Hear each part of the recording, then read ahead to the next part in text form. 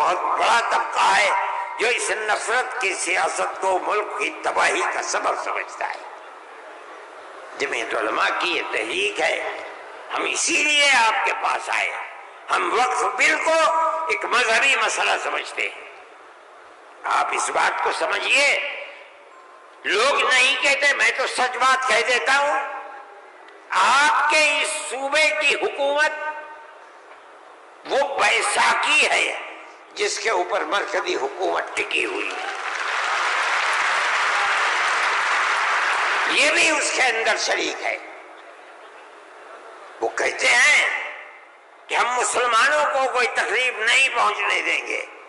میں نے جو بات کہی ہے اسی لیے کہ یہ آواز ان تک پہنچے کہ وقف کو زندہ رکھنا یہ ہمارا مذہبی فریضہ ہے، ہمارا مذہب ہے وقف۔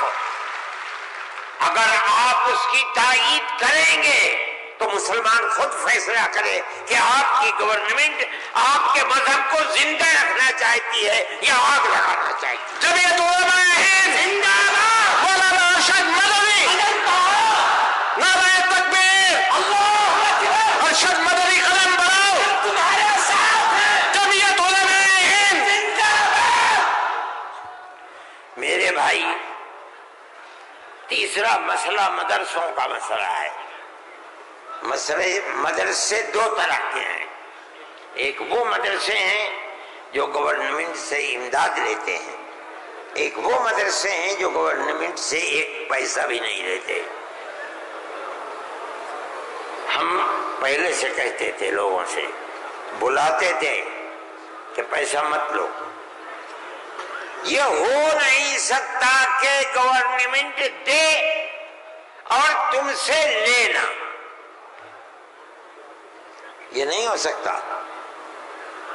آج سے تقریباً 15-20 سال پہلے دلی کے اندر ایک میٹنگ بلائی، بہار کے لوگ بھی اس وقت گورنمنٹ میں تھے، یہ بھی تھے، اور وہ یہ تھی کہ مدرسے والوں کو ہم پیسہ دیں گے۔ سب نے منع کر دیا کہ ہم نہیں جائیں گے۔ میں نے یہ سوچا کہ مجھے جانا چاہیے، چنانچہ میں چلا گیا وہاں۔ انہوں نے مجھے اسٹیج پر بلا دیا، اس کے اندر بڑے بڑے وزراء بیٹھے ہوئے تھے، ارجن سنگھ بھی تھے اور دوسرے لوگ تھے۔ وہاں تقریر کرنے والوں نے تقریر کی مدرسوں کے خلاف، میں خاموش بیٹھا رہا۔ اس کے بعد مجھ کو کہا کہ آپ بولیں۔ میں بولے، میں نے ان سے کہا کہ آپ نہیں جانتے کہ مدرسوں کا کردار کیا ہے۔ میں آپ کو بتاتا ہوں، جب 1857 کے اندر لوگوں کا قتل عام ہو گیا تو اب ملک کی آزادی کے لیے جہاد کرنے والے مجاہد ہی ختم ہو گئے۔ جن لوگوں نے جہاد کیا تھا وہ جیل میں پکڑے گئے۔ جب عام معافی کا اعلان ہوا تو علماء نکلے اور سر جوڑ کر بیٹھے۔ 57 میں جہاد ہوا تھا، ٹھیک 9 سال کے بعد 1866 میں دارالعلوم کی بنیاد رکھی۔ کیوں؟ اب مجاہد زندہ نہیں رہے، دارالعلوم میں جنگ آزادی کے لیے مجاہدین کی فیکٹری بنانی تھی، وہ ہے دارالعلوم کے اوپر۔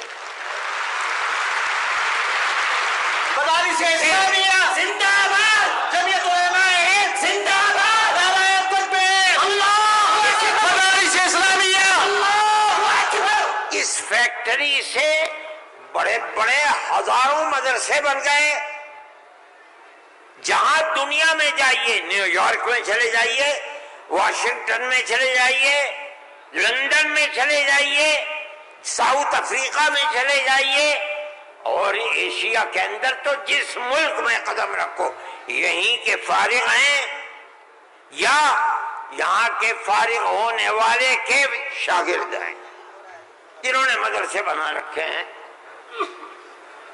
یہ مدرسے در حقیقت ملک کی آزادی کی ضمانت ہے.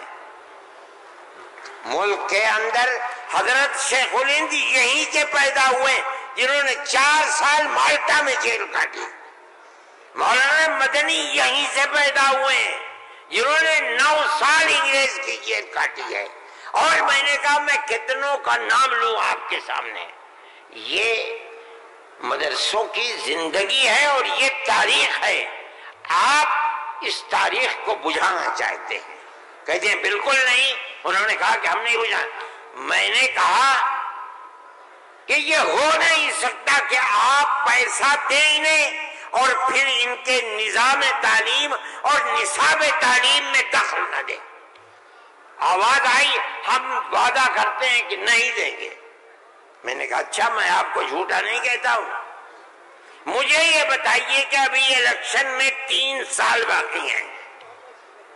کیا آپ یہ ضمانت دے سکتے ہیں کہ 3 سال کے بعد جو الیکشن ہوگا اس الیکشن کے نتیجے میں کامیاب ہو کر آپ ہی اقتدار کی کرسی پر بیٹھیں گے؟ کہنے لگے نہیں دے سکتے. میں نے کہا تو آپ تو 3 سال کی ضمانت نہیں دیتے اور میرے دل میں یہ ارمان ہے کہ اگر قیامت تک میں زندہ رہوں گا تو مدرسوں کو لے کے چلوں گا. میرا آپ سے کیسے ہو جائے گا؟ میری آپ سے اس میں مصالحت نہیں ہو سکتی. آپ کو اسکول بنانے ہیں آپ مجھے دیجیے. آپ اگر 50 اسکول کہیں گے میں 50 بنا دوں گا. لیکن آپ یہ چاہیں کہ مدرسے کو ختم کر کے اس کے اندر اسکول کا نصاب بن جائے یا یہ مدرسے آپ سے پیسہ لے کر چلے. جمعیت علماء اسے گوارا نہیں کرے گی. میں نے ان سے کہا کہ مدرسے اور مسجد میں کوئی فرق نہیں ہے. کہنے لگے وہ کیسے؟ میں نے کہا اس لیے کہ اگر مسجد میں نماز پڑھی جاتی ہے مدرسے میں نماز سکھلائی جاتی ہے. اگر مسجد میں نماز کے اندر قرآن پڑھا جاتا ہے مدرسے کے اندر قرآن پڑھنا سکھلایا جاتا ہے. کیسے دونوں الگ ہو جائیں گے؟ یہ دونوں ایک دوسرے کے ساتھ ہیں. جیسے ہم مسجد اپنی خود بناتے ہیں چاہے ایک چھپر ڈال کر کے بنائیں اسی طرح ہم مدرسے میں بھی آپ سے کوئی مساعدت لینا ہم نہیں گوارا کرتے. اچھا میں یہ کہہ کر کے بیٹھ گیا. صدیقی صاحب جن کو گورنمنٹ نے بنایا تھا اسکولوں کو ان کا اقلیتی کردار دینے کے لیے وہ میرے برابر بیٹھے تھے. وہ بھی اس اجتماع کو بلانے والے تھے. اس کے بعد ایک اور صاحب کھڑے ہوئے میرے بعد. انہوں نے پہلے تو یہ کہا کہ مجھے بڑا افسوس ہے کہ آپ نے ارشد کے بعد مجھے بلا لیا. کچھ وقفے کے بعد بلاتے انہوں نے تقریر اور جیسے انہوں نے کہا میں نے اس پر یہ کہا کہ میرے اندر یہ طاقت ہے آپ جو فرمائیں گے میں اسے قبول کروں گا خاموش. میں کوئی اس کی تردید نہیں کروں گا. اس لیے آپ فرمائیے. جیسے انہوں نے کہا کہ مدرسوں کا کردار کمزور گیا وہ تو مجمع جو صبح کھڑے ہو گئے خبیث ہے اتار دو پھینک دو نکال دو اس کو یہاں سے. جب آگ لگنے لگی تو میں نے صدیقی صاحب سے کہا صدیقی صاحب میں تو جا رہا ہوں. صدیقی صاحب نے مجھے پکڑے بھائی خدا کے لیے بیٹھ جاؤ یہ مجمع ہمارے قابو میں نہیں آئے گا. تو میں نے ان لوگوں سے کہا کہ بھائی کیا بات ہے کیوں آخر گھبرا رہے؟ ایک بات ہے آپ کی مرضی کے مطابق ہے آپ قبول کیجئے. نہ مرضی کے مطابق ہے آپ نہ قبول. لیکن اس اجلاس کے اندر یہاں تو شور بچاتے ہو. خیر وہ لوگ بیٹھ گئے. جب ہو گیا تو میں اٹھ کے بھاگ گیا. کانگریس گورنمنٹ کی جو بالکل آخری شخصیت تھی انہوں نے کہا کہ بھائی سونیا جی صدر تھی. انہوں نے کہا کہ آپ نے کیا کر دیا؟ میں پہلے منع کرتی تھی کہ اس مسئلے کو نہ چھوڑو بند کر دو اس کو. جو مدرسہ بند ہو گیا. آج بھی یہی مصیبت تھی. ان مدرسوں کے خلاف ابتدا میں جو امداد نہیں لیتے تھے کوئی نہیں بولتا تھا. اس لیے کہ جب تمہارا کھایا نہیں ہے تو تم ہم سے پوچھ کیوں سکتے ہو؟ جو تمہارا کھاتے ہیں ان سے جا کے کہو. انہوں نے کھایا ہے اب تم ان کے حلق سے نکالو. ہم نے تو کبھی تم سے 2 پیسے بھی نہیں دیے. دارالعلوم دیوبند کو سن 56 کے اندر 1956 میں جو اس وقت یہاں بہار کے آدمی تھے اور ملک کے صدر جمہوریہ تھے ڈاکٹر راجندر پرساد، وہ دیوبند آئے تھے. انہوں نے دیوبند حضرت رحمت اللہ علیہ زندہ تھے، حضرت مدنی، انہوں نے دارالعلوم کے لیے ایک لائبریری کے پیسے دارالعلوم کو دینے کے وعدہ کیا. جب وہ چلے گئے، اب شکریہ ادا کیا ان کا بہت، جب وہ چلے گئے تو ان کو خط لکھ کر بھیج دیا گیا کہ دارالعلوم دیوبند کے بنانے والوں کا یہ حکم ہے، یہ اصول ہے کہ کسی بھی مسلم یا غیر مسلم حکومت سے کبھی کوئی مدد نہیں لی جائے گی، اس لیے ہم آپ کا شکریہ کے ساتھ واپس کرتے ہیں. آج تک حکومتوں پر حکومتیں بدل گئیں، انگریز گورنمنٹ، پھر اس کے بعد ہندوستان کی، مگر اس کے اندر کوئی فرق نہیں پڑا ہے. لیکن اس کے بعد جنہوں نے لیا تھا گورنمنٹ سے، پھر اس کے بعد ان مدرسوں کے اندر بھی ہاتھ ڈالنا شروع کر دیا. جمعیت علماء اس سلسلے کے اندر کورٹ میں گئی، اگرچہ ان مدارس کے سلسلے میں کوئی فیصلہ ابھی تک نہیں آیا، لیکن ہم یہ سمجھتے ہیں کہ قانونی اور دستوری اعتبار سے جو گورنمنٹ سے کوئی چیز نہیں لیتے، پہلے لیا جاتا تھا چھٹیوں کے اندر گورنمنٹ سے، وہ قانون تھا کہ جو ٹکٹ طلبہ لے کے گھر جاتے تھے کنسیشن، اس میں پیسہ کم ہو جاتا تھا. جب گورنمنٹ کی نظریں بدلنی شروع ہوئی، دارالعلوم نے بند کر دیا، اس کو ہم نہیں لیتے. یہ بات ہم نے کہی، یہ اللہ کا بڑا احسان ہے کہ جو تبصرہ آیا، ابھی تک فیصلہ نہیں آیا، وہ تبصرہ بھی حق کے اندر ہے. انشاءاللہ جب گورنمنٹ سے کوئی تعلق ہی نہیں ہے اور دستور کی دفعات 25 اور 26 اقلیت کو یہ حق دیتی ہے کہ وہ اپنے اداروں کو قائم کر لے، کوئی رکاوٹ نہیں ہے، تو ہمارے مذہبی اداروں کے اوپر کیسے رکاوٹ ہو سکتی ہے؟ دستور کی یہ دفعات ہمارے لیے چین و سکون اور عزت و آبرو کے ساتھ ملک میں رہنے کا ہمیں حق دیتی ہے. ہم یہ سمجھتے ہیں کہ مستقبل کے اندر بھی انشاءاللہ ہم اپنے ان پروگراموں کے اندر کامیاب رہیں گے. میرے بھائی، فلسطین کا مسئلہ ہے. دیکھیے، جب یہ مسئلہ ہوا اسی دن ہماری گورنمنٹ نے ایک بات کہی کہ یہ دہشت گردی ہے، فلسطینیوں نے حملہ کیا اسرائیل کے اوپر. میں نے کہا یہ بھی گورنمنٹ جانتی نہیں ہے. جب میں نے اگلے ہی دن بیان دیا کہ یہ غلط ہے، اسرائیل کو بنانے والوں نے بنایا تھا، بیت المقدس اسرائیل سے باہر تھا، فلسطین آزاد تھا. اسرائیل نے امریکہ کی مدد سے اور یورپ کی مدد سے بیت المقدس کو، فلسطین کو، تمام فلسطین کے اوپر زبردستی حملہ کر کے فلسطینیوں کو غلام بنایا اور اپنے اندر داخل کر لیا. پھر یہی نہیں، 2-4 سال کے بعد حملہ کیا شام کے اوپر، اور گولان کی جو پہاڑیاں تھیں ان کو اپنے قبضے میں لے لیا. جب اسرائیل بنا، نہ فلسطین، نہ بیت المقدس، نہ گولان کی پہاڑیاں، کوئی چیز فلسطین میں نہیں تھی. اب فلسطینی اٹھے اپنی آزادی کے لیے. اگر تم ان کو دہشت گرد کہتے ہو تو میں کہتا ہوں گاندھی جی بھی دہشت گرد تھے. جمعیت علماء ہند زندہ باد، مولانا ارشد مدنی قدم بڑھاؤ، نعرہ تکبیر، اللہ اکبر. اس کے بعد سے پھر کبھی یہ بات نہیں آئی. لیکن میں یہ کہتا ہوں کہ جس نظریے کو لے کر اٹھے، اس کا مطلب یہ ہے کہ کچھ جانتے بوجھتے نہیں ہے. کیسے کہہ دیا انہوں نے ان کو دیکھنا چاہیے تھا تاریخ. اگر خود نہیں پڑھتے پڑھے ہوئے لوگوں سے پوچھنا چاہیے تھا، وہ بتاتے آپ کو کہ ہو کیا رہا ہے.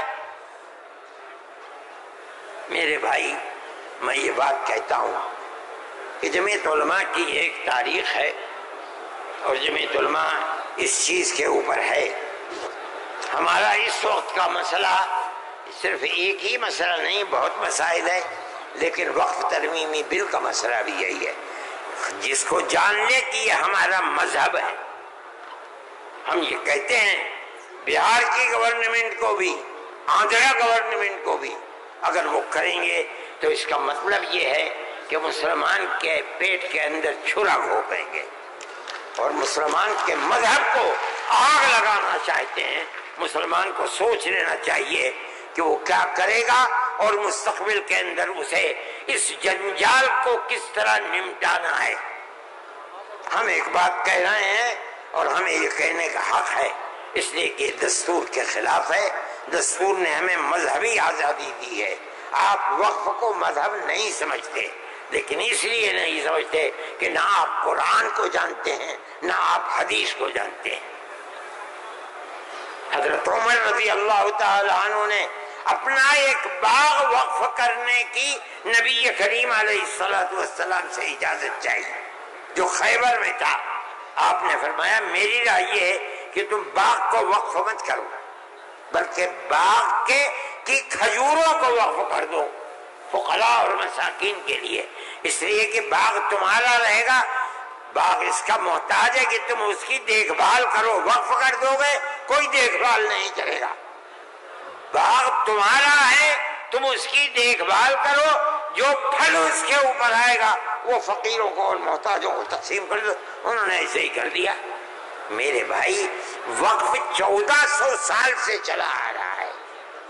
اللہ نے قرآن میں فرمایا ہے، رسول اللہ نے حدیث کے اندر فرمایا ہے، اور چونکہ یہ مجلس اس کی نہیں ہے ورنہ تو بے شمار اوقاف ہیں. خود نبی کریم علیہ السلام نے اپنی زندگی کے اندر وقف کیے ہیں. یہ ہمارا مذہب ہے.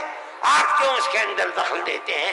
آپ یہ کہیں کہ دستور میں لکھا ہوا نہیں ہے، اس کا مطلب یہ ہے کہ آپ یہ نہیں مانتے کہ مسلمان کو آزادی ہے اپنے مذہب کی حفاظت کی. آپ یہ نہیں جانتے ایک ایک مذہب کی جزئیات کو دستور کے اندر جمع کرنا ممکن نہیں ہے. مذہب اسلام تو آدمی کے پیدا ہونے سے پہلے موت کے بعد تک قبر کے اندر جو صورتحال ہوتی ہے اسلام اس سب کو اپنے احاطے میں لیے ہوئے. آپ کے دستور میں کتنی گنجائش ہوگی اس کی؟ یہ بات کہہ دیا کہ ہمیں اپنے مذہب پر چلنے اور اپنانے کا حق ہے، اسے زندہ رہنے کا حق ہے. ہم یہ بات کہہ رہے ہیں، ہم نہیں چاہتے کہ کوئی دوسرا اس کے اندر دخل اندازی کرے. میرے بھائی میں نے یہ بات کہی اور میں نہیں سمجھتا ہوں کہ اس سے زائد مجھے کوئی بات کہنی چاہیے. اس لیے میں آپ حضرات سے کہ تشریف آوری کا شکریہ ادا کرتا ہوں. میں اس ہال کے اندر 1-2 مرتبہ پہلے بھی آ چکا ہوں، مگر میں نے کبھی مسلمانوں کا اتنا بڑا مجمع یہاں نہیں دیکھا. میں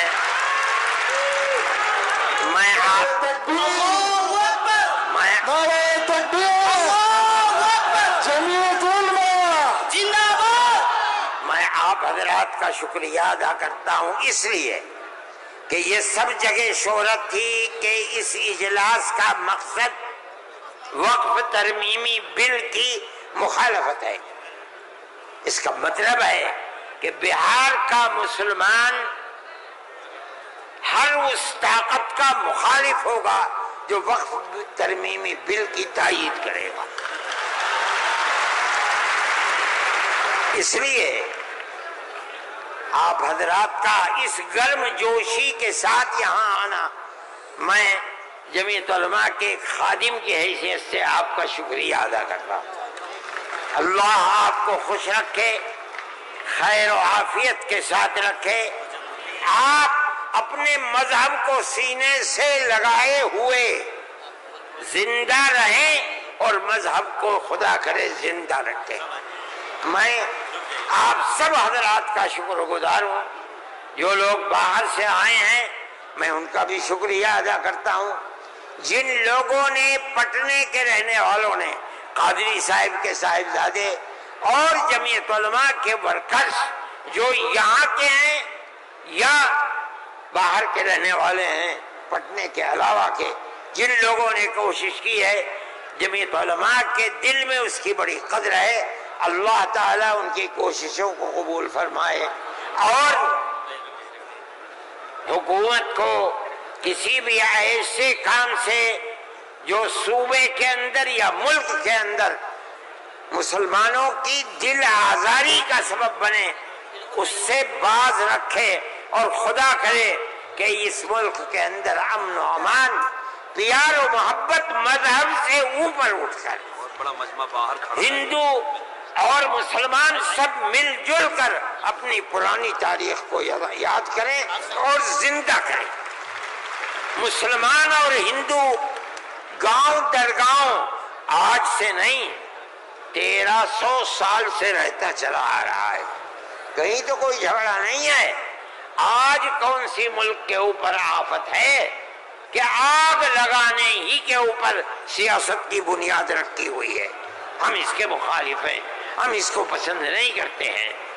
ملک ہمارا ہے، ہم ملک کے اندر امن و امان کو چاہتے ہیں، پیار و محبت کو چاہتے ہیں۔ جس طرح ہندو کا حق ہے مسلمان کا بھی حق ہے، ایک دوسرے کے ساتھ پیار و محبت کرنی چاہیے۔ میں ہر مسلمان سے کہتا ہوں، چاہے گھر ہو، محلے میں ہو، دکان پر ہو، بازار میں ہو، اسکول میں ہو یا اپنے کھیت میں ہو، اپنے پڑوسی ہندو کو اپنا بھائی سمجھو، ایک دوسرے کے ساتھ پیار و محبت کرو، جو ضرورت مند ہے اس کی ضرورت کو پورا کرو۔ تمہارا یہ عمل تمہارا مذہبی عمل ہے، یاد رکھنا۔ یہ نہیں کہ میں کہہ رہا ہوں، جمعیت علماء کا نہیں، قرآن و حدیث یہی کہتا ہے۔ اس لیے آپ اپنی اس محبت بھری زندگی کو دنیا کے سامنے پیش کریں۔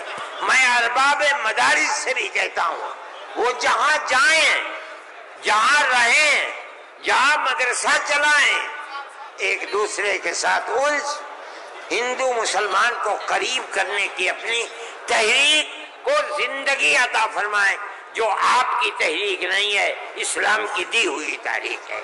اللہ ملک کے اندر امن و امان کو قائم رکھے، پیار و محبت کو زندگی عطا فرمائے۔ میں ڈاکٹر صاحب، صدر صاحب، جنرل سیکریٹری صاحب بہار، ان سب کا تہہ دل سے شکریہ ادا کرتا ہوں۔ اللہ ان کی کوششوں کو کامیاب فرمائے اور اس اجتماع کو اپنے مقاصد کے اندر کامیابی عطا فرمائے۔ وصلی اللہ تعالی علی خیر خلقہ سیدنا اللہم انا نشہد